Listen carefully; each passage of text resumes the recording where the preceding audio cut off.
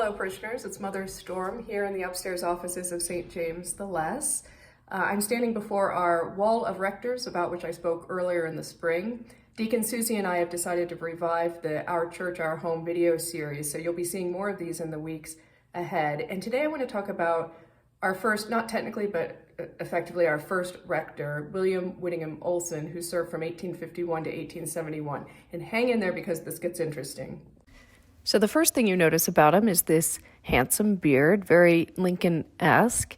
And in fact, in a moment, I'm going to read an excerpt from a sermon that he gave on Easter Day following Lincoln's assassination in 1865. It is so interesting. But before that, I want to say two quick things about him. The first is that he and his wife actually buried their two children here very, very tragically. They died of diphtheria, and you'll recognize this grave out in the graveyard. Their children were Ella and Richie Olssen. The other thing I wanted to say about the Reverend Olssen before getting to his speech about Lincoln, actually Lincoln's assassination, is that he was embroiled, like many rectors here, in a controversy at St. James. The controversy being that the wealthy people in the parish wanted to rent pews. Pew rentals were a big thing in the 19th century, and he refused, thinking pews should be open, even the coveted front pews should be open to everybody, regardless of what they could pay. And so they all marched out and went up to Grace Church, White Plains, our now partner parish, and eventually came back and, as Louise Clark in this book says, got embroiled in other controversies. So now to the good stuff. So on Easter Day, 1865, Father Olssen preached a sermon, his Easter sermon. It was quite a bit political, and he makes note of that and is self-conscious about that.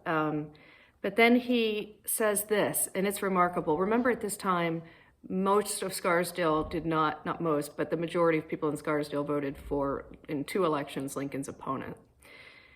He says, from the pulpit, "And while even yet I would raise my voice and use my utmost energy for the thorough uprooting of that system which has so debauched the minds of men as to make assassination otherwise than revolting in their thoughts, but may we be thankful that he, Lincoln, has been spared until the restoration of our country appears to be placed beyond all reasonable doubt.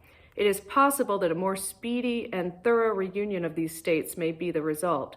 If there are any honest men among those who have heretofore in the North sympathized with the rebellion, they must now come forth and separate themselves from that accursed act, or be forever branded as at least accessories after the fact to the crime of assassination."